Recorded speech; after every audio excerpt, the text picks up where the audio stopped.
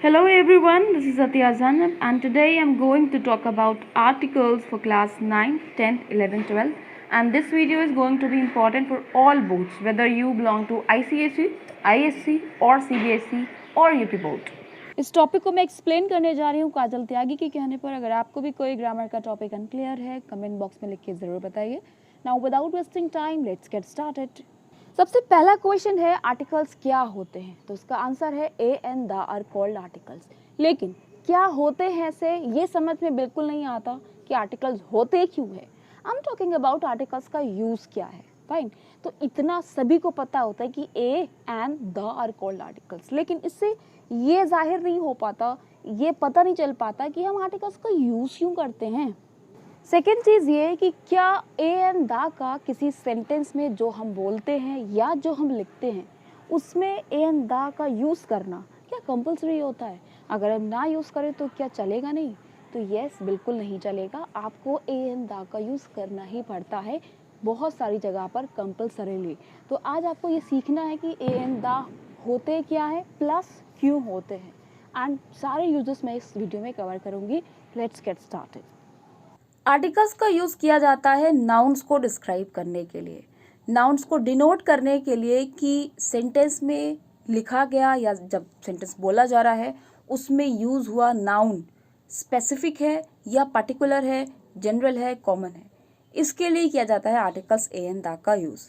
अब इसका क्या मतलब हुआ कि नाउन स्पेसिफिक है या नाउन जनरल है, नाउन कॉमन है। Let's understand. इसे समझने के लिए आपको ए एंड द के तीनों के मीनिंग्स क्लियर होने चाहिए। अब आप लोग बोलोगे कि इनके भी क्या मीनिंग्स होते हैं, ए और आन का मीनिंग एक होता है, तो ऐसा नहीं है। इन तीनों का जब आपको मीनिंग्स आ जाएंगे तो आपको यूज जो है बिल्कुल क्रिस्टल क्लियर हो जाएगा। ए और एन का एक मीनिंग हमें पहले से पता है जो कि होता है एक, right. So a and an का मीनिंग होता है वन यानी एक, लेकिन दूसरा जो मीनिंग होता है वो होता है सम, एनी, हिंदी में कोई या किसी। ओके, तो अगर किसी सेंटेंस में लिखा है गिव मी अ पेन, तो इसका मीनिंग केवल ये नहीं है कि मुझे एक पेन दे दो, इसका मतलब क्या है मुझे कोई पेन दे दो, राइट। मैंने किसी लड़की को सड़क पर देखा, तो किसी की इंग्लिश हम एनी नहीं लिखते हैं, क्या लिखते हैं A. I saw a girl on the road. Fine, so ये मतलब होता है कि वो जो लड़की है, गर्ल है, बोले जाने वाले सेंटेंस में जो बोल रहा है यानी स्पीकर जो है या उसको कोई सुन रहा है, लिसनर जो है, दोनों के लिए वो लड़की क्या है, अननोन है, राइट। नहीं जानते हैं वो लोग उसको, तभी तो बोल रहे हैं किसी लड़की को, नहीं पता कौन, राइट। तो ये जो वर्ड मैं अननोन बोल रही हूँ सही वर्ड होता है इनडेफिनिट। अगर मैं पहले से बता देती आपको तो आपको कंफ्यूजन होता। इसी बेसिस पे ए और एन आर्टिकल्स कहलाते हैं इनडेफिनिट आर्टिकल्स। क्यों?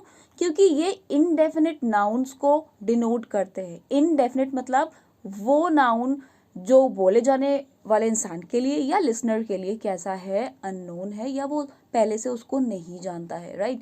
यानी कोई या किसी के कॉन्टेक्स्ट में हम यूज़ करते हैं ए और एन का, इसी वजह से इसको बोला जाता है इनडेफिनिट आर्टिकल्स, क्योंकि ये इनडेफिनिट नाउन्स को डिनोट करते हैं। बात करते हैं article the key. Article the का मीनिंग होता है एग्जैक्ट या हिंदी में वही या फिर उसी। For example if I want to say मैंने उसी लड़की को देखा जिसे मैं कल बाजार में मिली थी। अब लड़की क्या हो गई मेरे लिए, स्पेसिफिक हो गई, यानी मैं उससे पहले से परिचित हूँ, यानी वो डेफिनेट हो गई अब। ओके, तो अब किसका यूज़ करेंगे? क्या आर्टिकल ए और एन का यूज़ कर सकते? नहीं, क्योंकि उसका मीनिंग क्या था, उसका मीनिंग था कोई या किसी।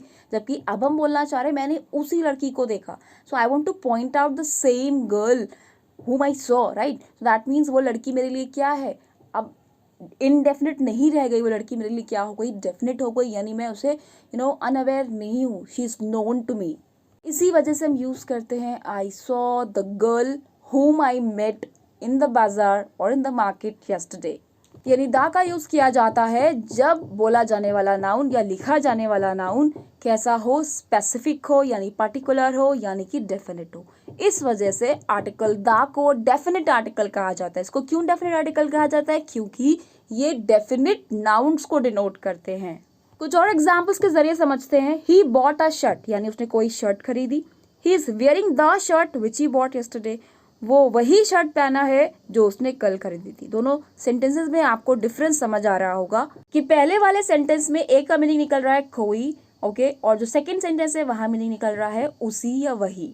Let's take another example, give me a pen, that means मुझे कोई पेन दे दो. Give me the pen that your father gave you on your birthday, यानी मुझे वही पेन दे दो जो तुम्हारे फादर ने तुम्हारी बर्थडे पर दिया था. यहाँ पे आपको ए और द में मीनिंग में डिफरेंस समझ में आ रहा होगा. आई होप आपको जो बेसिक यूज होता है ए एंड द का विद मीनिंग आपको क्रिस्टल क्लियर हो गया होगा. अब एक और खास बात, आर्टिकल्स ए एंड द का यूज हम तभी करते हैं जब नाउन होता है. ओके अगर केवल सेंटेंस में कोई एडजेक्टिव है तो उससे पहले आर्टिकल का यूज हम नहीं करते. कभी आपने सुना है किसी को बोलते हुए या कहीं पे लिखा हुआ पढ़ा हो she is a beautiful? Never, right. जब ब्यूटीफुल के आगे गर्ल लग जाएगा, लेडी लग जाएगा, टीचर लग जाएगा या कुछ भी नाउन लग जाएगा, तब हम ब्यूटीफुल से पहले ए का यूज करते हैं. She is a beautiful girl, she is a beautiful lady, she is a beautiful teacher and etcetera. तो मैं समझाना यहाँ पे ये चाह रही हूँ कि सेंटेंस में अगर केवल एडजेक्टिव आता है तो फिर आर्टिकल्स का यूज नहीं करते हैं. आर्टिकल्स का यूज किया ही जाता है नाउन्स को डिनोट करने के लिए. ओके तो पहली चीज़ मैंने आपको ए एंड द आर्टिकल्स का यूजेज बता दिया, उसके बाद मैंने उसकी मीनिंग्स बता दिए, फिर मैंने आपको बताया कि एडजेक्टिव्स अगर खाली सेंटेंस में होगा तो आर्टिकल्स का यूज़ नहीं करते, नाउन्स के आने पर ही आर्टिकल्स का यूज़ किया जाता है. अब इसके बाद आपको ये समझना है कि ए और एन में क्या डिफरेंस होता है, दो चीज़ें क्यों बनाई गई हैं ए और एन जबकि मीनिंग दोनों का सेम है. तो let's understand what is the difference between a and an. तो भाई ये तो पता ही है आपको कि नाउन्स के पहले ही और एन का यूज़ किया जाता है. तो भाई जो नाउन आप यूज़ कर रहे हो सेंटेंस में उसका जो फर्स्ट लेटर होता है उसका आपको प्रोनाउंसिएशन चेक करना होता है, उसकी आवाज़ कैसी आ रही है ये चेक करना होता है. इससे कोई मतलब नहीं होता कि आपका फर्स्ट लेटर वॉवेल है या फर्स्ट लेटर कॉन्सोनेंट है, इसका बिल्कुल भी मतलब नहीं होता ए और एन के यूजेज में. अगर दिए गए नाउन का फर्स्ट लेटर छोटा आ से लेकर अ तक की जो साउंड्स होती हैं जैसे अ, आ, ई, उ, ए, ओ. आपको सुनने में खराब लग रहा होगा, मुझे बोलने में भी थोड़ा सा ऑकवर्ड लग रहा है, लेकिन आपको उसकी प्रैक्टिस होनी चाहिए. ओके यानी जब ये सारे साउंड आपको अगर फर्स्ट लेटर से मिल रहे हो ना बच्चा, तो ही आप एन का यूज करते हो. इसे कहा जाता है वॉवल साउंड. क्यों? क्योंकि जितने भी वॉवल्स होते हैं A, E, I, O, U, जैसे ई फॉर एग भी होता है, ई फॉर ईगल भी होता है. जब हम एग बोलते हैं तो ई आवाज नहीं आती है, क्या आवाज आती है? एग, ए आवाज आ रही है, राइट. तो इसी तरीके से अलग अलग वॉवल्स को जब समराइज करके देखा गया इनकी साउंड को, तो यही पाया गया कि जो वॉवल साउंड होती है वो छोटा आ से लेकर ओ तक के बीच में ही लाया करती है. तो यानी जब आपको यही सारे साउंड सुनाई देंगे तो आपको एन का यूज करना है, अदरवाइज आपको ए का यूज करना है. स्क्रीन पे आप एग्जाम्पल्स देख सकते हो. अब बुक, चाइल्ड, चेयर, इसमें कोई भी आवाज़ अ से लेकर ओ के बीच में नहीं आ रही है, इस वजह से यहाँ पे क्या यूज़ हुआ है? ए यूज़ हुआ है. ठीक है, आप जो थर्ड एंड फोर्थ रो है उसको गौर से देखिएगा. यहाँ लिखा हुआ है यूरोपियन. अब आप लोग में से कुछ बच्चे शायद कंफ्यूज हो जाए कि मैम यूरोपियन तो ई से आ रहा है तो फिर एन का यूज़ क्यों नहीं हुआ. देखिए मैं आपको फिर बता दूँ, वॉवल आ रहा है कि नहीं आ रहा है इससे मतलब नहीं होता है, वॉवल के साउंड से मतलब होता है. यूरोपियन जो वर्ड लिखा है वो स्टार्ट हो रहा है य से, यूरोपियन. इसकी आवाज़ बिल्कुल भी छोटा आ से लेकर ओ के बीच में से नहीं आ रही है. सिमिलरली यूटेंसिल ये आ रहा है, यूनिवर्सिटी ये आ रहा है, यूलॉजी ये आ रहा है. ओके सिमिलरली यूनिक या वन व आ रहा है, वन आइट मैन व आ रहा है. दैट मीन्स ये सारे भले ही फर्स्ट लेटर कैसा हो, वॉवेल हो, लेकिन हम लेटर नहीं देखते, क्या देखते हैं? लेटर का प्रोनाउंसिएशन देखते हैं. इसी वजह से इन सारे वर्ड्स के साथ क्या लिखा हुआ है? ए, भले ही ये किससे स्टार्ट हुए हों? वॉवेल से स्टार्ट हुए हों. कुछ और एग्जांपल्स देखिए एन के. इसमें जो चार्ट बना हुआ है फर्स्ट सेकेंड आपको क्लियर होगा, ऑरेंज है, ऑर्डर है, सबकी आवाज़ कैसी आ रही है? छोटा आ से लेकर ओ तक की आ रही है. ओके सिमिलरली आर, देखिए एच साइलेंट होता है तो उसको हम पढ़ते क्या है? आर. तो हमें इससे मतलब नहीं होता कि फर्स्ट लेटर क्या है, एच है तो हम ए लगाते, नो, नॉट एट ऑल. हम क्या चेक करते हैं? साउंड चेक करते हैं. सिमिलरली ऑनेस्ट मैन, काय से आवाज़ आ रही है? अ से आवाज़ आ रही है. ओके एयर, काय से आवाज़ आती है? ए से आती है, यानी कि एच इसमें भी साइलेंट होता है. Similarly MA, MSc, MP, MLA, S, तो S भले ही लिखा हो एस, लेकिन आप उसको कैसे लिखोगे? ए और सा, एस कैसे आवाज़ आएगी? ए से आवाज़ आ रही है. MA में ए से आवाज़ आ रही है, भले ही वो M लिखा हो लेकिन आवाज़ पे आपको देखना है, साउंड आपको चेक करना है. इसी वजह से इन सब के साथ क्या लिखा हुआ है? एन लिखा हुआ है. ए और एन के डिफरेंस के बाद अब मैं आपको ये बताती हूँ कि क्या आर्टिकल्स पार्ट्स ऑफ स्पीच में आते हैं. बहुत से लोगों को ये जो क्वेश्चन है बहुत कंफ्यूज करता है. तो इसका आंसर आपको अगर येस और नो में चाहिए तो नो आंसर है इसका. पार्ट्स ऑफ स्पीच आपके केवल 8 होते हैं: nouns, pronouns, verbs, adverbs, adjectives, prepositions, conjunctions and interjection. तो भाई ये जो आर्टिकल्स होते हैं इनको किस में रखा जाए, तो actually articles parts of speech में तो नहीं आते क्योंकि mainly parts of speech art होते हैं, लेकिन इनको कैटेगराइज किया जा सकता है एडजेक्टिव्स के अंदर। क्यों? क्योंकि इनका काम क्या होता है, नाउन्स को डिस्क्राइब करना। ये नाउन्स को ये बताते हैं कि वो स्पेसिफिक है यानी डेफिनेट है या इनडेफिनेट है, राइट। तो इस वजह से जो आर्टिकल्स होते हैं इनको किस कैटेगरी में, कौन से पार्ट ऑफ स्पीच की कैटेगरी में रखा जा सकता है, एडजेक्टिव्स की। क्यों? क्योंकि ये नाउन्स को डिस्क्राइब करते हैं, नाउन्स को डिनोट करते हैं। तो आर्टिकल्स का काफ़ी कुछ कवर करने के बाद अब हमें इनडेफिनेट आर्टिकल और डेफिनेट आर्टिकल के अलग अलग यूजेस सीखने हैं। देखिए, मैंने आपको ए और एन का मीनिंग समझाया, दा का मीनिंग समझाया, लेकिन हर जगह हर सेंटेंस में केवल इसी वजह से ही आर्टिकल का यूज़ नहीं होता कि हमें कहीं पर कोई या किसी का सेंस लाना हो या हमें किसी सेंटेंस में उसी वही का सेंस लाना हो, राइट। तो मैं आपको बताना ये चाह रही हूँ कि ब्रॉड यूज़ वही है जो मैंने आपको बताया कि ए और एन का सेंस होता है एनी, यानी एनी के कॉन्टेक्स्ट में ए और एन का यूज़ किया जाता है और उसी और वही के कॉन्टेक्स्ट में दा का यूज़ किया जाता है। लेकिन ये एक ब्रॉड यूज़ है, जनरल यूज़ है, और सारे यूजेस भी होते हैं इसके, वो हमें अब कवर करना है। So let's get started. सबसे पहला यूज़ यहाँ पे वही है जो हम पहले पढ़ चुके हैं कि जब कभी कोई नाउन सिंगल काउंटेबल होता है और वो हमारे लिए स्पेसिफिक नहीं होता, चाहे वो लिसनर के लिए हो चाहे वो रीडर के लिए हो। ओके, यानी कोई चीज़ जब हम स्पेसिफिक नहीं रेफर करना चाह रहे हैं रीडर के लिए या फिर लिसनर के लिए, तो हम वहाँ पर एनी या सम के कॉन्टेक्स्ट में ए का यूज़ करते हैं या एन का यूज़ करते हैं। For example, he gave a parcel for you this morning, इसका मतलब हुआ कि उसने कोई पार्सल तुम्हें इस मॉर्निंग दिया। Okay, second is a friend of yours called on you. Call on का मतलब कॉल करना नहीं होता, विजिट करना होता है, एक फ्रेजल वर्ब है। तो यहाँ पे सेंटेंस का मीनिंग निकल रहा है तुम्हारे किसी फ्रेंड ने तुम्हें विजिट किया। ओके, सो अ फ्रेंड मतलब किसी फ्रेंड ने, कोई फ्रेंड ने। तो यहाँ पर जो फ्रेंड है या जो पार्सल है वो क्या है, स्पेसिफिक नहीं है, यानी कि इनडेफिनिट है, तभी हम इनडेफिनिट आर्टिकल ए का यूज़ कर रहे हैं। एन का यूज़ क्यों नहीं कर रहे, क्योंकि जो उसका फर्स्ट लेटर का जो साउंड है वो एफ से आ रहा है, फा से आ रहा है और पा से आ रहा है, यानी कि ये वोवेल साउंड नहीं है, इस वजह से हम ए का यूज़ कर रहे हैं। दूसरा यूज़ भी हम पहले ही कवर कर चुके हैं, मैंने आपको बताया था कि ए और एन का दूसरा मीनिंग होता है वन। तो जब हमें वन का सेंस लाना होता है किसी नाउन के पहले, तो हम ए का यूज़ करते हैं।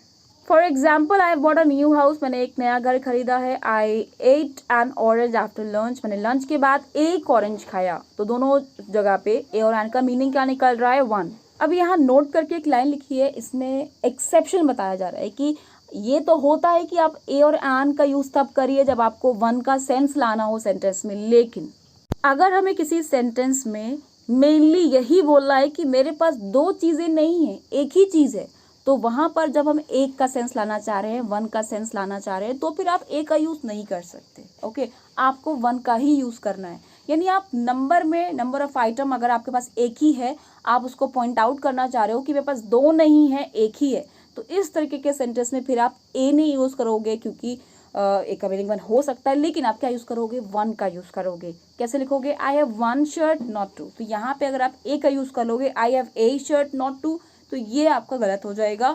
आपको क्या यूज़ करना है वहाँ पे, वन। कब यूज़ करना है, जब आपको ये फैक्ट दिखाना हो, ये सच दिखाना हो सेंटेंस में कि दो चीज़ें नहीं है, केवल एक ही चीज़ है। तो अभी तक जो दो यूजेस हमने कवर किए उसमें कुछ खास नहीं, जो मैंने आपको पहले बता रखा था कि और एन का मीनिंग सम या एनी होता है या फिर वन होता है, आपने वही कवर किया है। अब थर्ड यूज से स्टेप बाय स्टेप आप डिफरेंट यूजेस सीखोगे, तब आपको ये नहीं लगेगा कि भाई ए और एन का जो यूज होता है वो कोई या किसी के ही कॉन्टेक्स्ट में होता है। अब आपको अलग अलग यूजेस देखने को मिलेंगे। Let's start. तो थर्ड यूज ए और एन का ये है कि ये ए और एन ईच का सब्स्टिट्यूट होते हैं। ईच मीन्स होता है प्रति, तो अगर कहीं आपको ईच यानी प्रति का सेंस लेके आना हो तो इसके कॉन्टेक्स्ट में आप ए का यूज़ या एन का यूज़ कर सकते हो। For example, I read at least one book a month, यानी कि मैं महीने में, यानी हर महीने, अ मंथ का मतलब यहाँ क्या निकल रहा है, ईच मंथ। यहाँ पे ए का मतलब एक नहीं निकल रहा है, कोई या किसी नहीं निकल रहा, क्या निकल रहा है, ईच। ओके, सो ए का जो फोर्थ मीनिंग हो गया या यूज़ आप सब कह लीजिए उसको, क्या होता है, each. Similarly, my salary has increased by ₹5,000 a month. तो अ मंथ मतलब ईच मंथ, यानी हर महीने 5,000 रुपये बढ़ जाते हैं। तो अ मंथ मीन्स यहाँ क्या निकल रहा है, कोई या किसी नहीं निकल रहा है, बल्कि ईच निकल रहा है। नेक्स्ट यूज़ होता है ऑक्यूपेशंस बताने के लिए हम ए और एन का यूज़ कंपल्सरीली करते हैं। ओके तो ये जो यूजेज है पर्टिकुलर, सिर्फ इसमें आपको ये ध्यान रखना है कि कभी भी आपको ऑक्यूपेशन, आपको कोई सेंटेंस लिखना है या कोई आपको सेंटेंस बोलना है और उसमें आपको ऑक्यूपेशन बताना है तो आप ए एन का यूज़ कंपल्सरीली करना होता है आपको। और सिर्फ ऑक्यूपेशन नहीं, अगर आपको किसी की डिग्री बतानी हो, एमए बताना हो, बीएससी बताना हो या कुछ भी बताना हो, कोई भी डिग्री या कोई डेजिग्नेशन बताना हो, एमएलए, एसटीओ, ओके कुछ भी बताना हो तो आपको वहाँ पे ए और एन का यूज़ कंपल्सरीली करना होगा। इसमें कोई भी सेंस नहीं आ रहा है कि ए और एन का कुछ मीनिंग निकल रहा हो। For example she is an MA, तो यहाँ पर कोई मीनिंग नहीं निकल रहा है वो एक एमए है या वो कोई एमए है, नॉट एट ऑल। केवल हम बोलना चाह रहे हैं कि वो एमए है, उसने एमए किया है, तो हम केवल शी इज़ एमए नहीं बोलते हैं। इंग्लिश है, हमारी मदर टंग नहीं है, जो रूल्स हैं हमको एज इट इज़ फॉलो करने हैं। फाइन। सो आपको क्या याद रखना है कि ऑक्यूपेशन, डेजिग्नेशन और डिग्रीज के साथ आपको ए और एन का यूज़ कंपल्सरीली करना है। Moving to the next use of a और एन, जब सेंटेंस में कोई कॉमन नाउन यूज हो रहा हो और वो कॉमन नाउन किसी एक चीज को नहीं बताकर वो अपने पूरी क्लास को डिनोट कर रहा हो तो वहां पर हम ए और एन का यूज करते हैं। For example an elephant is a useful animal. तो यहाँ पर सेंटेंस का सेंस ये निकल रहा है कि हम ये नहीं बोलना चाह रहे हैं कि कोई सा भी एलिफेंट यूजफुल एनिमल होता है, ना यहाँ पे कोई किसी का मतलब आ रहा है। यहाँ पे सेंस ये आ रहा है कि हम हर एलिफेंट की बात कर रहे हैं, यानी पूरे क्लास की बात कर रहे हैं। दुनिया में कोई भी आपका एलिफेंट हो वो कैसा होता है, यूजफुल एनिमल होता है। तो अगर कहीं पर किसी सेंटेंस में किसी कॉमन नाउन से पहले ए और एन का यूज़ हो रहा है तो उसका सेंस ये भी होता है कि वो यूज़ किया जा रहा है उस पर्टिकुलर नाउन की पूरी क्लास को बताने के लिए। Let's take another example, a cold drink on a hot day is always welcome. तो यहाँ पे सारी कोल्ड ड्रिंक की बात हो रही है, कोई एक कहीं पे कोल्ड ड्रिंक रखी हुई है उसकी बात नहीं हो रही, दुनिया के सारे कोल्ड ड्रिंक की बात हो रही है कि कोई कोल्ड ड्रिंक किसी भी हॉट डे पर कैसी होती है, हमेशा उसको वेलकम किया जाता है, यानी कि वो डिज़ायरेबल होती है। Moving to the next use, exclamations में यूज़ किया जाता है ए और एन का, यानी कोई भी ऐसा सेंटेंस जो what A, what an, how से स्टार्ट होता है और उसमें कोई नाउन आ रहा है, अगर चाहे वो आपका कोई एब्स्ट्रैक्ट नाउन ही क्यों ना हो, जैसे लिखा हुआ है शेम। ओके शेम क्या है, कोई ऐसा नाउन नहीं है, कोई इंसान नहीं होता। Shame is a feeling. Okay shame is the thing that we can not touch. ये एब्स्ट्रैक्ट नाउन है, लेकिन तब भी हम क्या लगाते हैं, ए लगाते हैं। व्हाट शेम कहते हैं क्या, नहीं कहते हैं, क्या बोलते हैं, what a shame, right, what a lovely dress. तो चाहे वो नाउन आपका काउंटेबल हो चाहे अनकाउंटेबल हो, आपको एक्सक्लेमेटरी सेंटेंस में अगर वो नाउन आ रहा है तो वहाँ पे ए और एन का यूज़ किया जाता है। Moving to the next use which is, जब कभी हमें सेंटेंस में रेशियो का सेंस लाना होता है या कुल मिला के PER पर का सेंस लाना होता है। ये जो पर होता है वो स्पीड में होता है, जैसे कि 25 किलोमीटर पर आवर। ओके तो पर के सेंस में आप ए और एन का यूज़ करते हो। For example the bus fair is ₹20 a person, that means ₹20 पर पर्सन, यानी एक पर्सन का जो बस किराया होता है वो ₹20 होता है। Similarly the bus travel at 40 kilometres an hour, तो यानी पर आवर की जगह पे आप ए और एन का यूज़ कर सकते हो। तो कुल मिला के पर के सेंस में ए और एन का यूज़ किया जाता है। Moving to the next use, कि कुछ न्यूमेरिकल एक्सप्रेशंस में ए और एन का यूज़ किया जाता है। अभी एक्सप्रेशंस क्या होते हैं, ग्रुप ऑफ वर्ड्स जो हम अपने कॉन्वर्सेशन में यूज़ करते हैं उसे कहते हैं एक्सप्रेशन। न्यूमेरिकल एक्सप्रेशन मतलब एक ऐसा ग्रुप ऑफ वर्ड जिसमें नंबर वाला कोई वर्ड हो। ओके जैसे 1000, कपल, डजन, मिलियन, ये क्या है, नंबर्स को शो करते हैं। तो न्यूमेरिकल एक्सप्रेशंस के पहले ए का यूज़ किया जाता है। कोई सेंस नहीं आता है एनी का, ईच का, पर का, नो, नॉट एट ऑल, बस इसको ऐसे ही यूज़ करना होता है। तो सर्टेन न्यूमेरिकल एक्सप्रेशन से पहले हमें ए और एन का यूज़ करना होता है। Moving to the next use which is very important, ये यूज़ ए और एन के मीनिंग जो मैंने आपको बताया था, एनी या सम, कोई या किसी, उस पर डिपेंड करता है। कभी कभी किसी सेंटेंस में हमें किसी इंसान से पहले ए और एन का यूज़ करना पड़ता है। ओके जब उस इंसान का नाम विद टाइटल दिया हो। ओके जैसे किसी का नाम गुप्ता है लेकिन हम मिस्टर गुप्ता बोल रहे हैं, किसी का नाम जॉन है लेकिन हम उसका टाइटल दे रहे हैं डॉक्टर जॉन। ओके तो अगर किसी इंसान का नाम सेंटेंस में आ रहा है और साथ में उसका टाइटल भी दिया जा रहा है और वो हमारे लिए इनडेफिनिट है, ओके जैसे सेंटेंस है a Mr Gupta wishes to speak to you, उसका मतलब है कि कोई मिस्टर गुप्ता आपसे बात करना चाह रहे हैं। ओके, यानी किसी का फ़ोन आया, किसी ने बोला कि मैं मिस्टर गुप्ता हूँ, मुझे इनसे बात करा दीजिए, तो मैं नहीं जानती हूँ ना उसको, मिस्टर गुप्ता को, तो मैं अगले से जो इस बात को कन्वे करूँगी, डिलीवर करूँगी सेंटेंस, तो मैं बोलूँगी आ मिस्टर गुप्ता, यानी कोई मिस्टर गुप्ता आपसे बात करना चाहते हैं। Similarly doctor John has applied for the post, यानी किसी डॉक्टर जॉन ने इस पोस्ट के लिए अप्लाई किया है। आई विश आपको समझ आया होगा कि यहाँ पे जो ईरान का मीनिंग है वो क्या है, एनी है या सम है। किसी इंसान के नाम से पहले अगर उसके साथ टाइटल दिया हो तो हम एनी के सेंस में ईरान का यूज़ करते हैं। इनडेफिनिट आर्टिकल्स ईरान का यूज़ कहाँ कहाँ करते हैं, इस चीज़ को कवर करने के बाद ये सीखना भी इम्पॉर्टेंट होता है कि इनडेफिनिट आर्टिकल यानी ईरान का यूज़ कहाँ आपको नहीं करना है, और ये इक्वली इम्पॉर्टेंट होता है। ओके, जिस तरीके से हमें ये पता होना चाहिए हमें कहाँ कहाँ यूज़ करना है, उस तरीके से ये भी पता होना चाहिए कहाँ कहाँ नहीं करना है। अगर आप उस जगह यूज़ कर दोगे ईरान का तो वो गलत हो जाएगा। The first point here is, जब सेंटेंस में यूज़ हुआ नाउन अनकाउंटेबल होता है। अनकाउंटेबल का मतलब है ऐसे नाउन्स जिनकी क्वांटिटी होती है, जिनका नंबर नहीं होता, यानी जिसका प्लूरल बनाने के लिए हम उसमें एस ऐड नहीं करते। ओके, जैसे वाटर है, क्या हम वाटर को प्लूरल वाटर्स बोलते हैं? नहीं बोलते हैं। ओके, सैंड है, वाटर है, ओके, वुड है, ये सारे जो चीज़ें हैं, ये सारे जो नाउन्स हैं वो अनकाउंटेबल होते हैं। Okay, uncountable nouns are those that we cannot count by 1 2 3 or we cannot make them plural by adding s or es. They are used to show the quantity not the number. फिलहाल यहाँ पे समझना ये है कि जब अगर sentence में नाउन अनकाउंटेबल होता है तो उससे पहले आप आर्टिकल ए और एन का यूज़ नहीं करते हो। जैसे my chair is made of wood, we can not say made of a wood or made of an wood, nothing we can use here. लेकिन इसका एक एक्सेप्शन भी होता है, और वो एक्सेप्शन ये है कि अनकाउंटेबल नाउन जैसे कि वुड, वाटर, सैंड, इन सब से पहले आप आर्टिकल ए और एन का यूज़ कर सकते हैं अगर आप इन अनकाउंटेबल नाउन्स को किसी सेंटेंस में जो आप बोल रहे हो या जो आप लिख रहे हो उसको कंपेयर करा रहे हो। ओके, यहाँ पे किसी सेंटेंस लिखा हुआ है अ cloth of this quality is very expensive, तो हालांकि क्लॉथ क्या है, एक अनकाउंटेबल नाउन है, लेकिन हमने ए लगाया। क्यों लगाया? बिकॉज हम दिखाना चाहते हैं कि इस क्वालिटी का क्लॉथ, तो हम पॉइंट आउट कर रहे हैं, हम कंपैरिजन कर रहे हैं इस क्लॉथ का और सारे काइंड के क्लॉथ से। सिमिलरली अ प्योरर वाटर, यहाँ पे वाटर क्या है, अनकाउंटेबल नाउन है, लेकिन हमने क्या लगाया, ए लगाया। क्यों लगाया? बिकॉज इसका कंपैरिजन हो रहा है और सारे जो वाटर की जो काइंड होते हैं उनसे। तो a purer water than this does not exist.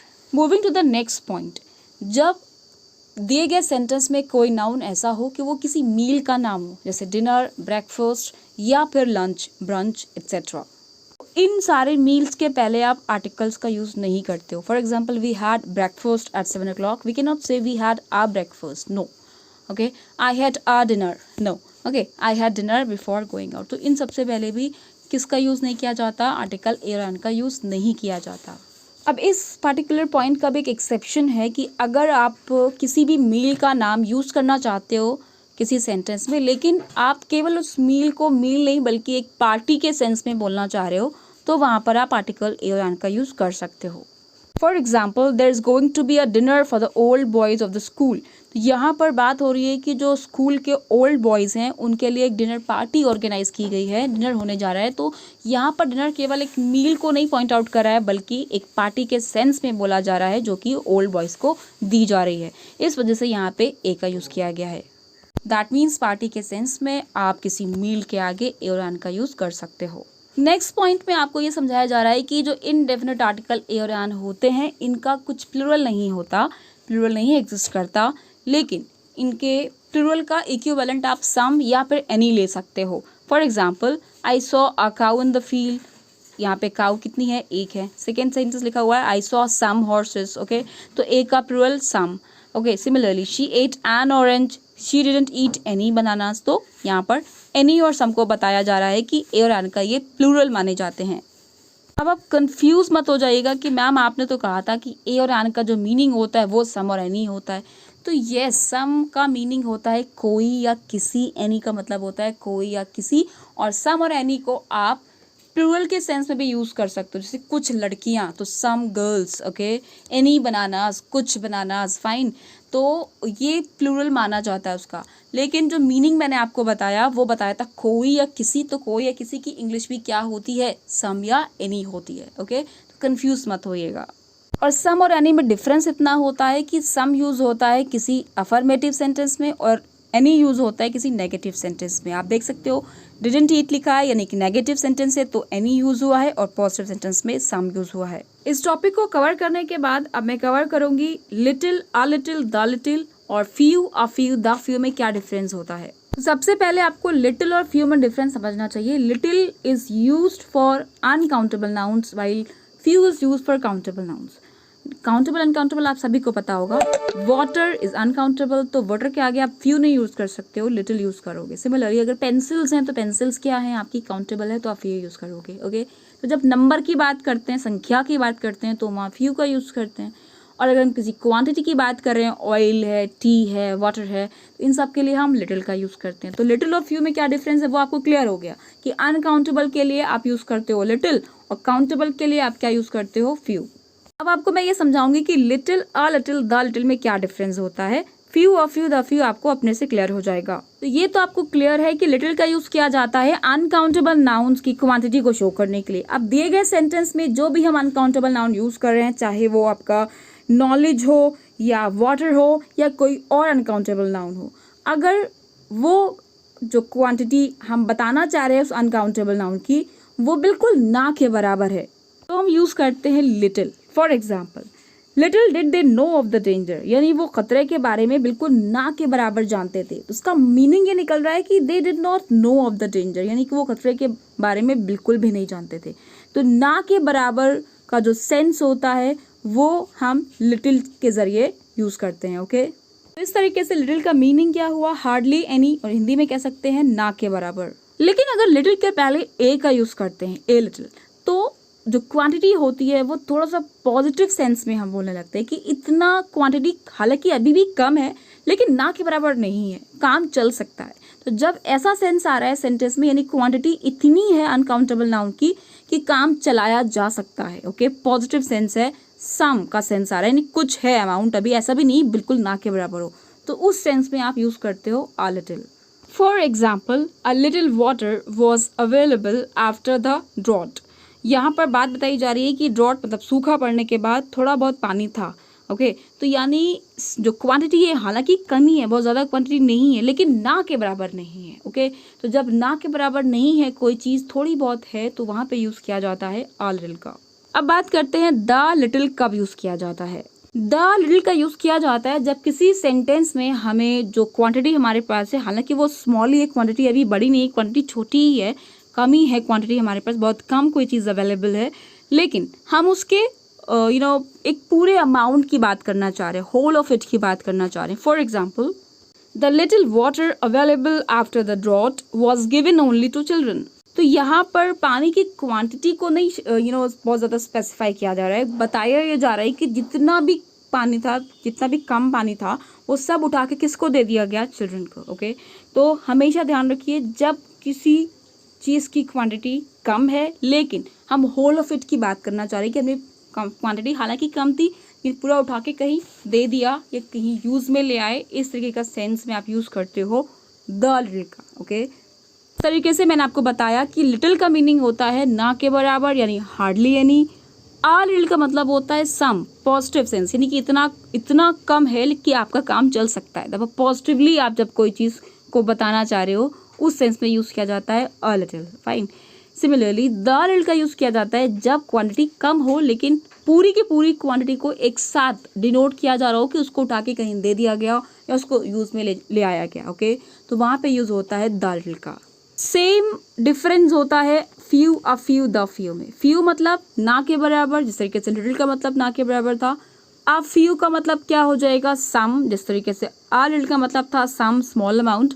और द लिटिल का मतलब क्या था, जब हम होल ऑफ इट की बात करते हैं, पूरी की पूरी चीज़ की बात करते हैं, तो द फ्यू में भी क्या है, पूरी की पूरी की चीज़ की बात करते हैं। तो यहाँ पे जो चीज़ हैं वो चेंज हो रही हैं, वहाँ पे अनकाउंटेबल चीज़ें थी, यहाँ पे क्या होगा, काउंटेबल चीज़ें होंगी। तो मैंने आपको पहले बता दिया था कि फ्यू और लिटिल का जो डिफरेंस होता है वो केवल काउंटेबल एंड अनकाउंटेबल के बेसिस पे होता है। एग्जाम्पल्स के जरिए समझिएगा, few people can keep a secret, यानी कि ना के बराबर लोग होते हैं जो कि सीक्रेट को कीप कर पाते हैं। Similarly he has a few close friends, यानी कि उसके पास थोड़े बहुत क्लोज फ्रेंड्स हैं। तो यहाँ पर इतने फ्रेंड्स हैं कि ना के बराबर नहीं कहा जा सकता है उसको, तो अ फ्यू मतलब थोड़े बहुत। अब लास्ट सेंटेंस में लिखा गया he lost the few friends he had, यानी उसके पास थोड़े बहुत जितने भी फ्रेंड्स थे उसने सबके सब खो दिए, गंवा दिए। ओके, यहाँ पर फ्रेंड्स, हालांकि इस सेंटेंस में भी फ्रेंड्स क्या है, थोड़े ही हैं, लेकिन बात हो रही है होल ऑफ इट की, सारे के सारे फ्रेंड्स की। ओके, तो इस तरीके से डिफरेंस आपको क्लियर हो गया होगा दोनों के बीच। सो इस तरीके से मैंने इनडेफिनिट आर्टिकल्स का यूज़ और कहाँ नहीं करना है, कहाँ करना है, और भी कई सारे पॉइंट्स आपको क्लियर कर दिए हैं। Now I am going to cover definite article, that means the uses of the. सबसे पहले जो आर्टिकल द का यूज़ किया जाता है, जो हमें पहले से पता है, द का मीनिंग वाइज, द का मीनिंग क्या बताया था मैंने आपको, उसी या वही।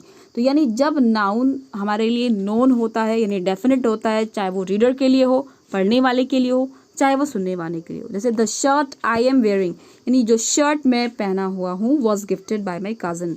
ओके, दैट मीन्स ये जो वर्ड्स आई एम वेयरिंग है वो हमें बता रहे हैं कि हम किस शर्ट को रेफर कर रहे हैं, यानी बोलने वाले के लिए या सुनने वाले के लिए ये बताया जा रहा है कि वो शर्ट क्या है, नोन है।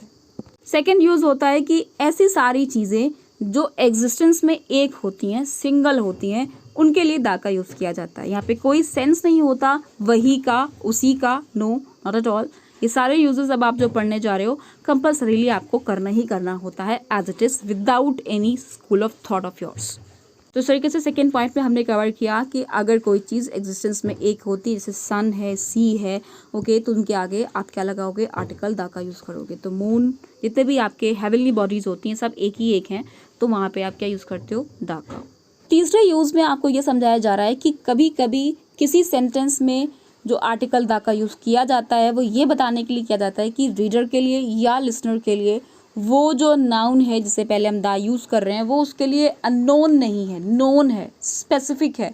फॉर एग्जाम्पल, अगर कहीं लिखा हुआ है गिव मी द बुक, या अगर कोई बोल रहा है किसी से गिव मी द बुक, इसका मतलब ये हुआ जो बोल रहा है और जो सुन रहा है दोनों ही उस बुक के लिए कैसे हैं, नोन है, उसको जानते हैं, दोनों के लिए ही वो बुक कैसी है, डेफिनेट है।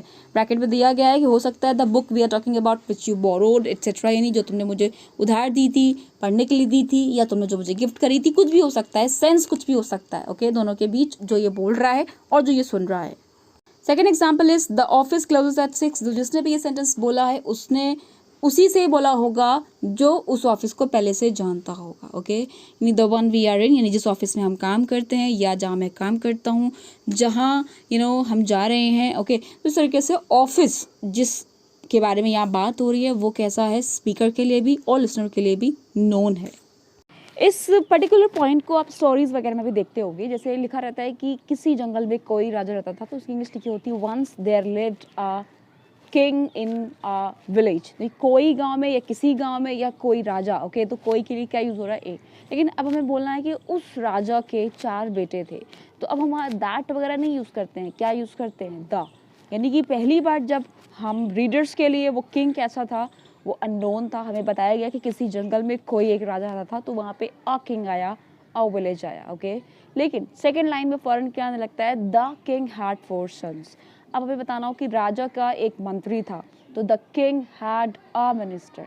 अब आगे हमें उस मिनिस्टर के बारे में फिर से बताना है, the minister was faithful. Are you getting? यानी कि रीडर्स के लिए भी ये चीज़ बिल्कुल सेम होती है कि पहली बार एक इंसान को जब इंट्रोड्यूस कराया जा रहा है तो वो रीडर्स के लिए कैसा है, इनडेफिनिट है। इस वजह से वहाँ पे ए का यूज़ करते हैं कोई या किसी के कॉन्टेक्स्ट में।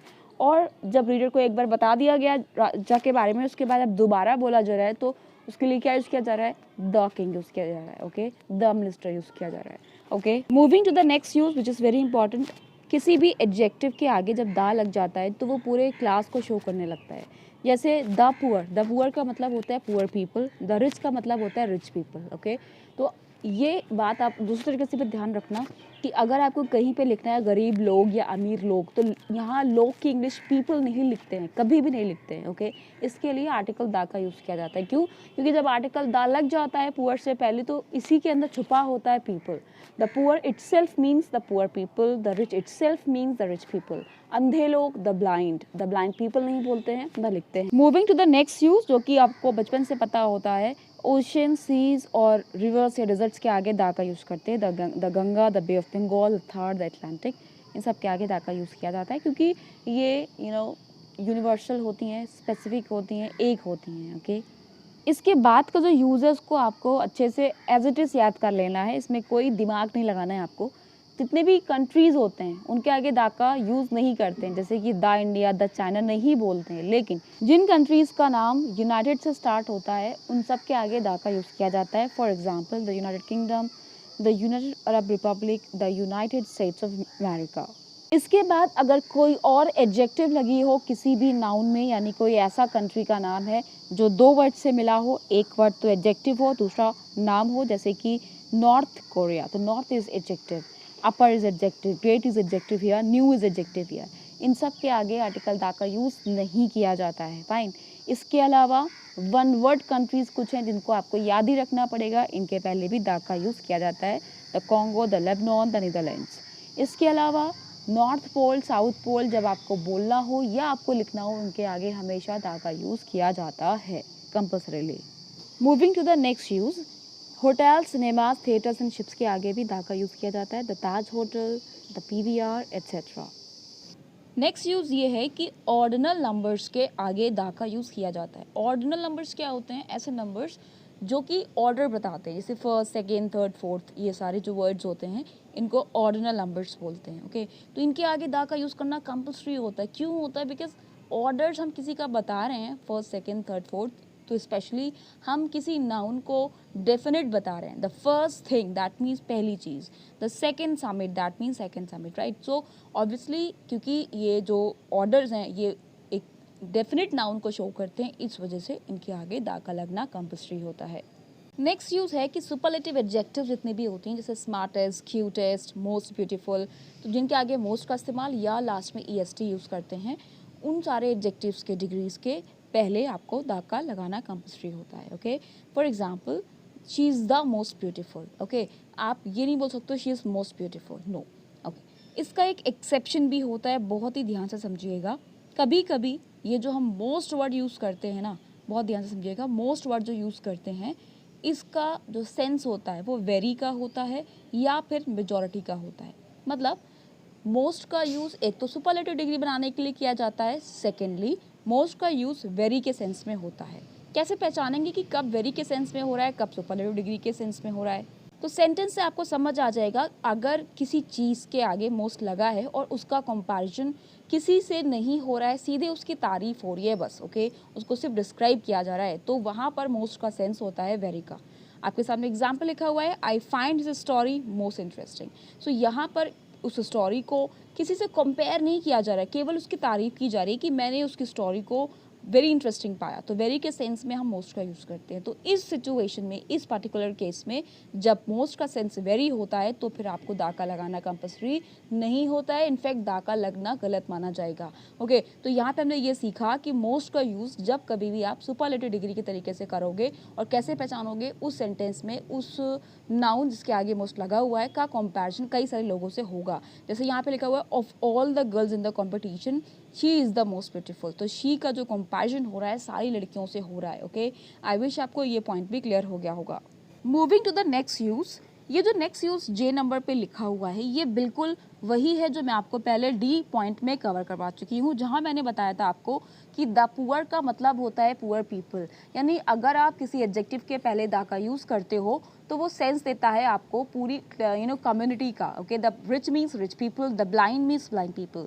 सिमिलरली अगर कोई नाउन है जो कि एडजेक्टिव की तरीके से यूज़ किए जाते हैं, जैसे सिक, जैसे कि लेम, ओके, तो द सिक मतलब क्या हो गया, सिक पीपल, द लेम मतलब क्या हो गया, lame people. Okay, similarly the young means young guys. Okay, तो कभी भी ऐसे नाउन्स जो कि एडजेक्टिव का काम करते हैं उनके पहले दा लग जाता है तो वो पूरे कम्युनिटी को बताते हैं। तो the sick means sick people and the young means young guys और यंग पीपल। अगेन आपको यहाँ पे एक चीज़ बता दूँ कि द सिक जब आप लिख रहे हो उसके आगे पीपल शब्द का इस्तेमाल नहीं करोगे, या तो सिक पीपल बोलिए या द सिक बोलिए, because both are equivalent to each other. Let's talk about next use.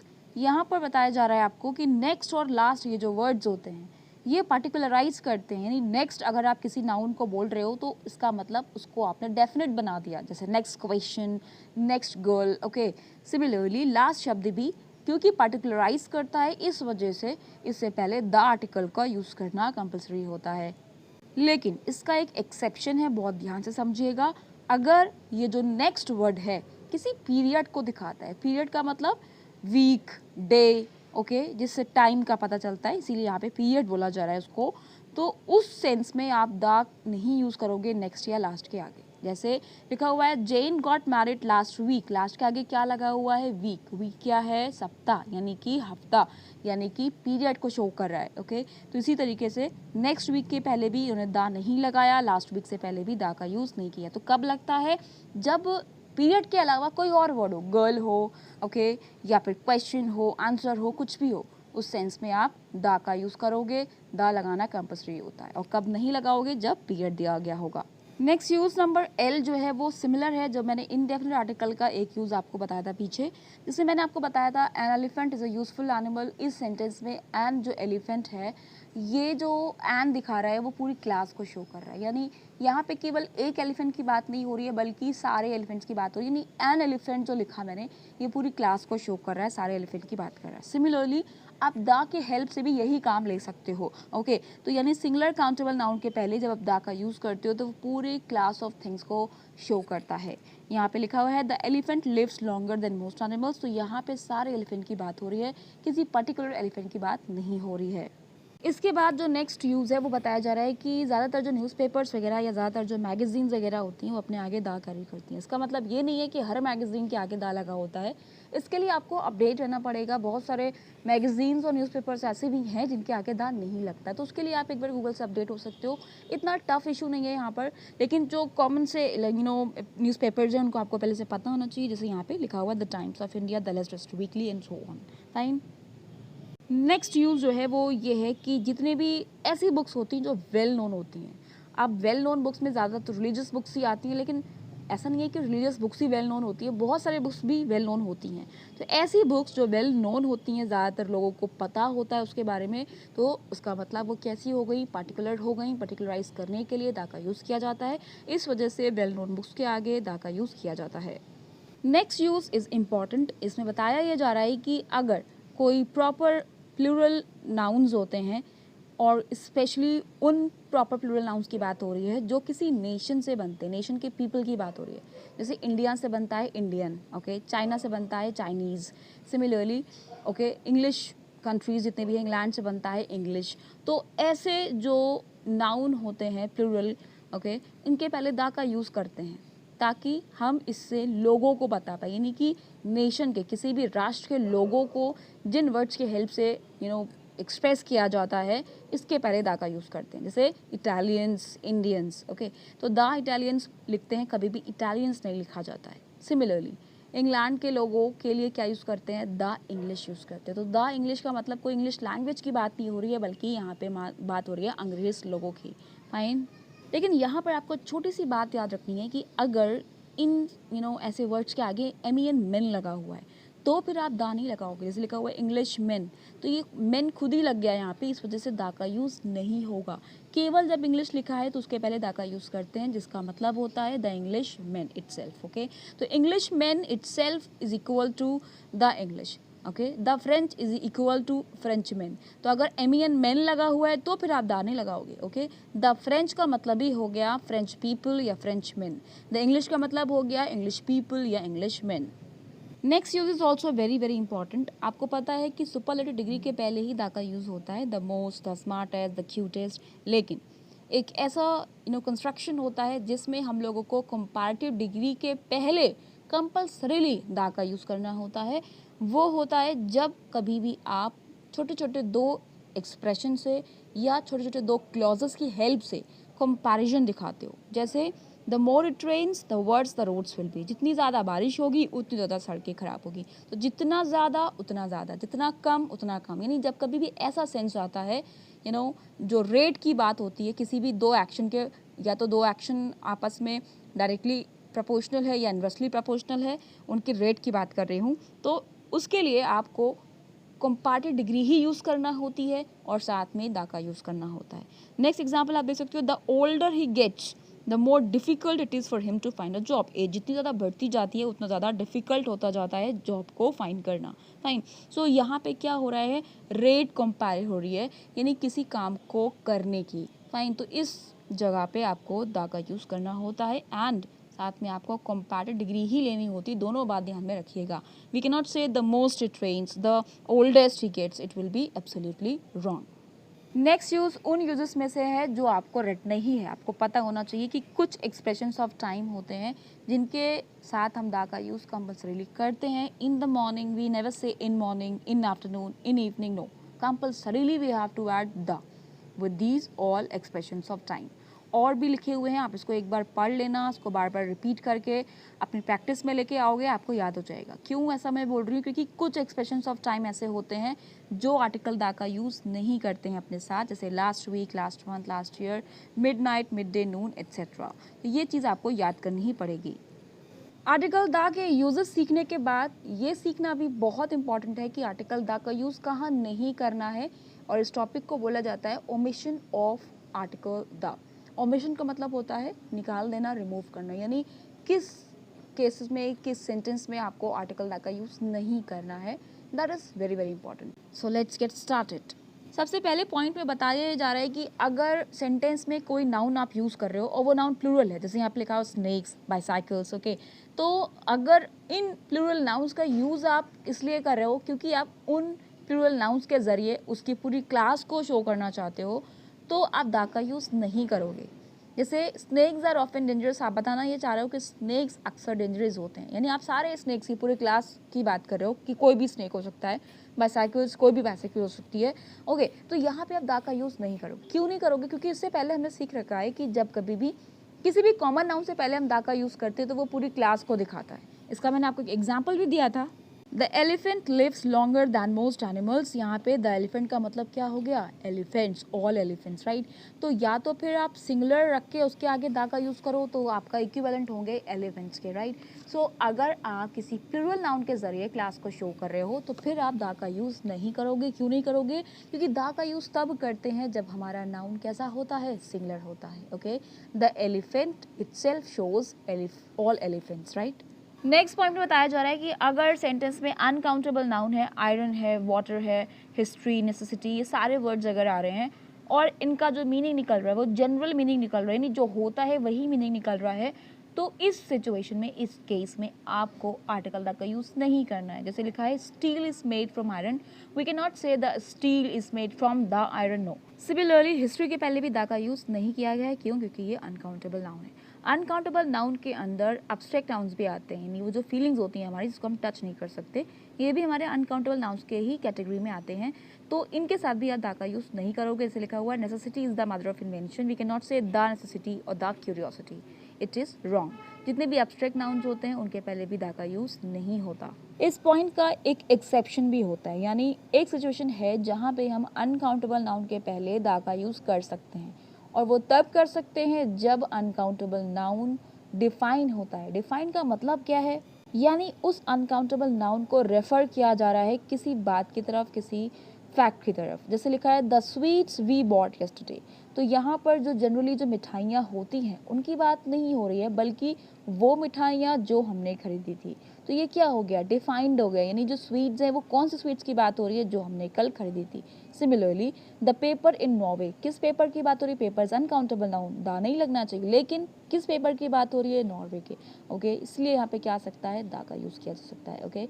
The generosity he has shown, generosity अगर अकेले कहीं लिखा होगा और उसका मीनिंग केवल जनरसी से ही आ रहा है तो फिर दा का यूज़ नहीं होगा। लेकिन यहाँ पे बात बताई जा रही है कि जनरसी, जो जनरसी उसने दिखाई इज सरप्राइजिंग, सरप्राइज करने लायक है, ओके। तो यहाँ पे जनरसी पॉइंट आउट की जा रही है, किसकी generosity? He has shown, okay. तो इसी को कहा जा रहा है डिफाइंड। तो अगर अनकाउंटेबल नाउन डिफाइंड होता है तो फिर आप आर्टिकल दा का यूज़ कर सकते हो। Next point is also very interesting. जितनी भी लैंग्वेजेस होती हैं, लैंग्वेजेस के नाम के आगे भी दा का यूज़ नहीं किया जाता है। He learn Russian, we never say he learn the Russian, okay. Sanskrit के पहले दा का यूज़ नहीं करेंगे। जितनी भी लैंग्वेजेस होती हैं उनके पहले आप दा का यूज़ नहीं करोगे, ओके, कंपल्सरीली नहीं करोगे। इसका एक एक्सेप्शन भी होता है जो बहुत इंटरेस्टिंग है, वो ये कि अगर कोई लैंग्वेज सेंटेंस में आ रही है और उसके बाद लैंग्वेज वर्ड दिया गया हो, यानी LANGUAGE करके दिया गया हो, तो उस केस में नेसेसरीली आपको द का यूज़ करना पड़ेगा। जैसे लिखा हुआ है द रशियन लैंग्वेज, यहाँ पे लैंग्वेज वर्ड दे रखा है। नेक्स्ट सेंटेंस में दिया गया है कोंकणी लैंग्वेज। ओके, तो लैंग्वेज वर्ड अगर आ जाता है किसी भी लैंग्वेज के नाम के आगे तो फिर आपको द का यूज़ करना ज़रूरी हो जाता है। अगर लैंग्वेज वर्ड नहीं है, केवल रशियन, केवल संस्कृत की बात हो रही है, फिर आप द का यूज़ नहीं करोगे। Next point is also very very important. यहाँ पे बताया जा रहा है कि जो मैन शब्द होता है, MAN मैन, इसका मतलब होता है मेल पर्सन। ओके, तो मैन के दो मीनिंग्स होते हैं, एक तो होता है आदमी, ओके, मेल, लेकिन मैन का एक और मीनिंग होता है जो कि होता है ह्यूमैनिटी या मैनकाइंड, इंसानियत। ओके, तो अगर मैन का मीनिंग मैनकाइंड से आ रहा है सेंटेंस में, तो फिर आप दा का यूज़ नहीं करोगे, आपको कंपल्सरीली दा को ओमिट करना है, यानी हटाना है। जैसे लिखा है man has more intelligence than animals, तो यहाँ पे पूरे मैनकाइंड की बात हो रही है, मानव जाति की बात हो रही है। तो मैन शब्द का इस्तेमाल जब मैनकाइंड वर्ड के लिए होता है, सेंटेंस पढ़ के आपको समझ आ जाएगा, तो उस केस में, उस सेंटेंस में आपको मैन के पहले दा का यूज़ नहीं करना है। अगर आप मैन के आगे दा का यूज़ कर दोगे तो उसका मतलब हो जाएगा वही इंसान, वही आदमी, क्योंकि मैंने आपको दा का मीनिंग बता रखा है। ओके, तो मैन का मीनिंग मैनकाइंड होने पर आप दा का यूज़ नहीं करते हो। नेक्स्ट पॉइंट पे बताया ये जा रहा है कि कई सारे एक्सप्रेशन जैसे होते हैं जो कि बिना दा के यूज़ किए जाते हैं, आप दा का यूज़ नहीं कर सकते हो, यूज़ करोगे तो गलत बना जाता है। जैसे bye rail, by bus, by C, etcetera. Okay, अच्छा, ये सारे जो यूजेस है ना, ये आपको कंपटीशन लेवल में पूछे जाते हैं। बाकायदा एक सेंटेंस दिया जाता है जिसमें एरर्स होते हैं और उसमें पता लगाना होता है कि एरर किस पार्ट में है। तो कभी कभी आर्टिकल्स की एरर आती हैं। तो ये सारे पॉइंट्स बहुत ही हेल्पफुल होने वाले हैं अगर आप आगे चल के किसी कंपटीशन की तैयारी करोगे जिसमें इंग्लिश आती हो। तो कुल मिला के मैं आपको यहाँ बता ये रही थी कि कुछ ऐसे एक्सप्रेशंस होते हैं जिनको हम लोगों को एज इट इज़ याद करना है, इनके पहले दा का यूज़ नहीं होता है। बाय एनी ट्रांसपोर्ट आप अगर बात कर रहे हो तो फिर आप दा का यूज़ नहीं करते हो, ना ए का यूज़ करते हो। Okay, by rail, by bus, by sea, आप ये नहीं बोल सकते हो by a bus, by an air, no, not at all. इसका भी एक छोटा सा एक्सेप्शन है, वो ये है कि अगर आपको इन सारे ट्रांसपोर्ट का टाइमिंग्स भी बताना है, जैसे बाय 8 o'clock ट्रेन, तब आपको दा का यूज़ करना पड़ेगा। ओके, फ्लाइट का टाइम बताना है तो आप बाय समथिंग, जो भी आप टाइम बता रहे हो, एयर, तो आपको दा का यूज़ करना पड़ेगा। यानी अगर आप टाइम को स्पेसिफिकली बताना चाहते हो तो ये जो एक्सप्रेशन है वो आपका डेफिनेट हो जाता है, इस वजह से आपको आर्टिकल दा का यूज़ करना पड़ेगा। सेंटेंस यहाँ पे लिखा हुआ है he travel by the 8 o'clock train, तो आप यहाँ पे ये नहीं कह सकते हो बाय 8 o'clock ट्रेन। ओके, तो केवल बाय ट्रेन, बाय रोड आ रहा है तो फिर दा नहीं लगाओगे, बीच में टाइमिंग्स वगैरह दी गई है या कुछ और इन्फॉर्मेशन दी गई है तो फिर आप दा का यूज़ करोगे। इसके अलावा कुछ और एक्सप्रेशंस होते हैं जिनमें आप आर्टिकल दा का यूज़ कंपल्सरीली, नेसेसरीली नहीं करोगे, आपको ओमिट करना है। जैसे at home, on top, on foot, on loan. अगर किसी सेंटेंस में आपको ये यूज़ करना, चाहे आप सेंटेंस बोल रहे हो चाहे वो सेंटेंस लिख रहे हो, आपको ध्यान रखना पड़ेगा कि इन एक्सप्रेशंस में आप आर्टिकल दा का यूज़ नहीं करोगे। ओके, तो उसको भी आपको एज इट इज़ याद करना पड़ेगा। इसका जो लास्ट पॉइंट है वो बहुत ही इंटरेस्टिंग है, बहुत ही इंपॉर्टेंट भी है। बहुत ध्यान से समझिएगा इस लास्ट पॉइंट को। इस पॉइंट में ये बताया जा रहा है कि जितने भी पब्लिक प्लेसेस होते हैं, पब्लिक प्लेसेस जहाँ पे इकट्ठा लोग जा सकते हैं, ओके, किसी एक इंसान की वो जगह नहीं होती, जैसे हॉस्पिटल हो गया, मॉस्क है, टेम्पल है, गुरुद्वारा है, जेल है, एट्सेट्रा। ओके, तो जितने भी पब्लिक प्लेसेस होते हैं इनके पहले आर्टिकल दा का यूज़ किया भी जाता है, नहीं भी किया जाता है। यानी एक सिचुएशन होती है कि आपको कंपल्सरीली दा का यूज़ करना है, तो दूसरा केस ऐसा भी होता है जहाँ पे आपको दा को ओमिट करना है। दोनों ही चीज़ें आपको बहुत ध्यान से समझनी है। लेट्स अंडरस्टैंड, अगर ये सारे जो पब्लिक प्लेसेस हैं सेंटेंस में यूज़ हो रहे हैं अपने रियल मीनिंग के सेंस में, यानी जो उनका काम है वही काम दिखाया जा रहा है सेंटेंस में। चर्च का काम क्या होता है? प्रेयर करना। ओके, सिमिलरली हॉस्पिटल में कौन लोग होते हैं? हॉस्पिटल में बीमार लोग अपना इलाज कराने जाते हैं। सिमिलरली स्कूल में पढ़ाई की जाती है। तो जो जनरल काम होते हैं पब्लिक प्लेसेस के, अगर वही सेंटेंस में पॉइंट आउट किया जा रहा है तो आप उसके पहले आर्टिकल दा का यूज़ नहीं करोगे। फिर से सुन लीजिए मैं क्या कह रही हूँ। मेरा पॉइंट यहाँ पे ये है कि जितने भी पब्लिक प्लेसेस होते हैं उनका अपना एक पर्पस होता है। अगर वही पर्पस सेंटेंस में यूज़ हो रहा है तो फिर आप आर्टिकल दा का यूज़ नहीं करोगे। लेकिन अगर वो पब्लिक प्लेसेस अपने रियल मीनिंग के सेंस में सेंटेंस में यूज़ नहीं हो रहे हैं, कोई और मकसद से वो जगह जाई जा रही है, पब्लिक प्लेस जाया जा रहा है, तो फिर उस सिचुएशन में आप आर्टिकल दा का यूज़ करते हो। अब इस बात को एग्जाम्पल के ज़रिए समझते हैं, बहुत चीज़ें आपको समझ में आ जाएगा। यहाँ पे 2 एग्जाम्पल्स लिखे गए हैं। Some students didn't come to school this morning, my father came to the school to talk to the headmaster. पहले सेंटेंस में आर्टिकल दा का यूज़ नहीं किया गया स्कूल से पहले, लेकिन सेकेंड सेंटेंस में आर्टिकल दा का यूज़ किया गया है स्कूल से पहले।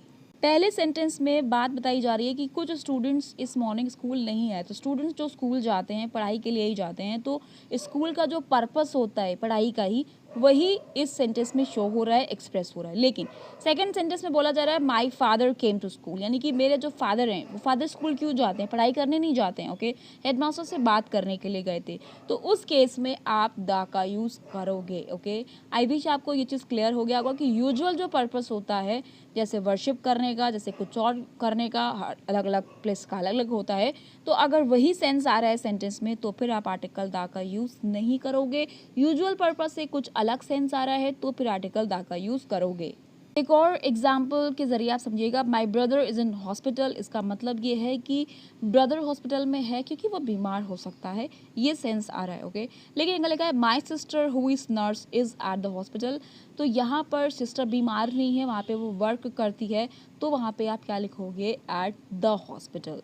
Similarly the criminal is now in prison. Criminal कैद में है, क्रिमिनल की जगह वही होती है जेल में ही, तो यहाँ पे प्रिजन से पहले दा नहीं आया है। लेकिन the warden lives in the prison, तो वार्डन रहती है प्रिजन में या रहता है, ओके, तो यहाँ पे दा का यूज़ आया क्योंकि प्रिजन का जो मकसद होता है वो कैदियों को जेल में रखना होता है, वहाँ कोई और किसी मकसद से रह रहा है या कोई जा रहा है, तो फिर आप दा का यूज़ करोगे।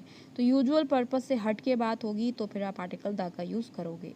ओमिशन ऑफ आर्टिकल दा को कवर करने के बाद अब मैं डिस्कस करने जा रही हूँ छोटे से टॉपिक को, repetition of articles. Let's get started. सबसे पहले आपको ध्यान में रखना है कि यहाँ पे केवल आर्टिकल दा की बात नहीं कर रही हूँ, केवल आर्टिकल ए और एन की बात नहीं कर रही हूँ, बल्कि तीनों आर्टिकल्स की एक साथ बात कर रही हूँ कि अगर किसी सेंटेंस में ए 2 बार आता है, एन 2 बार आता है या दा 2 बार आता है, तो उसका मीनिंग क्या होता है। Let's cover. अब यहाँ पे दिया तो बहुत कुछ गया है, आपको इतना कुछ पढ़ने की ज़रूरत नहीं है, आप मेरी बात को बहुत ध्यान से समझिएगा। अगर किसी सेंटेंस में कोई भी आर्टिकल, चाहे वो ए हो, एन हो, दा हो, एक ही बार आ रहा है सेंटेंस में, तो वो एक ही चीज़ को पॉइंट आउट कर रहा है, यानी चीज़ वहाँ पर एक ही है, नाउन एक ही है, ओके। लेकिन अगर आर्टिकल 2 बार आ रहा है, ओके, चाहे वो दा हो, चाहे वो ए हो, चाहे वो एन हो, अगर 2 बार आर्टिकल्स आ रहे हैं सेम सेंटेंस में, एक ही सेंटेंस में, तो जो चीज़ के आगे आर्टिकल आ रहे हैं वो चीज़ 2 अलग अलग चीज़ें हैं, 2 अलग अलग इंसान है, ओके। तो बस आपको ऐसा ध्यान रखना है, 1 आर्टिकल रेफर्स टू 1 पर्सन और 1 thing, 2 articles refers to 2 people और 2 थिंग्स। अब सेंटेंसेस के जरिए आप समझिएगा, she bought a pink and blue frock. यहाँ पे देखिए ए कितनी बार आया है, एक बार, तो पिंक एंड ब्लू फ्रॉक, इसका मतलब ये हो गया कि फ्रॉक कितनी है, एक ही फ्रॉक है जिसमें पिंक कलर भी है, ब्लू कलर भी, यानी जो फ्रॉक है उसमें 2 कलर्स हैं, पिंक और ब्लू। लेकिन नेक्स्ट सेंटेंस देखिए, she bought a pink and a blue frock, कितने आर्टिकल्स आए, 2 आर्टिकल्स है, इसका मतलब यहाँ पे 2 फ्रॉक्स की बात हो रही है। हालांकि यहाँ पे इन्होंने फ्रॉक्स नहीं लिखा है, फ्रॉक में एस नहीं लगाया क्योंकि ए लगा रहे हैं वो, लेकिन आपको समझा ये रही हूँ कि 2 बार आर्टिकल अगर आ रहे हैं तो उसका मतलब वो 2 चीज़ों की बात हो रही है। तो फ्रॉक्स यहाँ पे कितनी हो गई, 2 हो गई। ऊपर वाले सेंटेंस में ए कितनी बार था, एक बार था, तो कितनी फ्रॉक थी, एक फ्रॉक थी, ओके। नेक्स्ट सेंटेंस में आप देख सकते हो, यहाँ पर लिखा है the painter and sculpture had come. यहाँ पे कितने दा आ रहे हैं, एक ही दा आ रहा है, ओके। जब एक दा आ रहा है इसका मतलब ये हुआ कि एक ही इंसान है, यानी एक ही इंसान है जो कि पेंटर भी है और स्कल्पचर भी है, यानी दोनों जो यहाँ पे डेजिग्नेशन दे रखा है, दोनों जो चीज़ें बताई जा रही हैं वो एक ही इंसान की बात हो रही है। लेकिन सेकेंड सेंटेंस में लिखा है the painter and the sculpture, कितने दा आए, 2 दा आए। 2 दा से मैंने क्या बताया था कि 2 लोग अलग अलग है, तो the painter and the sculpture का मतलब ये हुआ कि 2 लोगों की बात हो रही है, यानी पेंटर कोई और है, स्कल्पचर कोई और है, जबकि पहले वाले सेंटेंस में पेंटर और स्कल्पचर एक ही इंसान था। कुल मिला के आपको याद ये रखना है, 1 आर्टिकल 1 पर्सन, 2 आर्टिकल्स 2 पीपल और 2 थिंग्स। वीडियो लंबी हो गई क्योंकि आर्टिकल्स एक छोटा मोटा टॉपिक नहीं है, कई सारी चीज़ें होती हैं और मैंने यहाँ पे कई सारे अलग अलग टॉपिक्स को कवर किया है। मैं चाहती तो उसको पार्ट 1, 2, 3 में बना सकती थी, लेकिन क्योंकि ये जो चैप्टर्स होते हैं एक रिदम मांगते हैं, एक लगातार सारी चीज़ें एक दूसरे से जुड़ी हुई होती हैं, तो पार्ट 1, पार्ट 2, पार्ट 3 में बनाने का कोई फ़ायदा नहीं था, इसलिए वीडियो लंबी होने के लिए सॉरी। अगर आपको मेरा ये एक्सप्लेनेशन वाकई पसंद आया हो तो लाइक करिए, शेयर करिए, सब्सक्राइब करिए फॉर मोर सच लेसन्स।